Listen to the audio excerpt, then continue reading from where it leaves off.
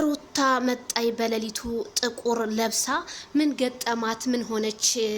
እንግዲህ እኔ ባላቅም ኢንስታግራሟ ላይ እንግዲህ መታለች ማለት ነው።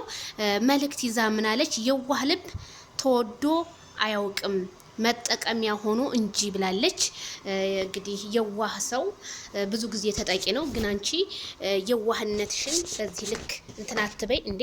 የዋህ ስትይ እኮ ሩትዬ አንቺ ነሽ። አብርሃምን እንደዛ አድርገሽ አሁን ልጁን አልቀበል ስላለ በዚህ መንገድ ልትጠቀሚ አትፈልጊ። እሱ የኔ አይደለም እኔ ያላመንኩበት ልጅ ነው ያለውና ሩታ ይሄንን በማስመሰል እንግዲህ መታለች። እናንተስ ምን አላችሁ? ቤተሰብዬ ላይክ ሸር ይድረስ ለሁሉም ማለት ነው። ጥቁር አትልበሺ፣ ጊዜው ያልፋል። ስለዚህ አብርሃም ደግሞ የሄርሜላና ይሄ ሄርሜላ ብቻ ነው።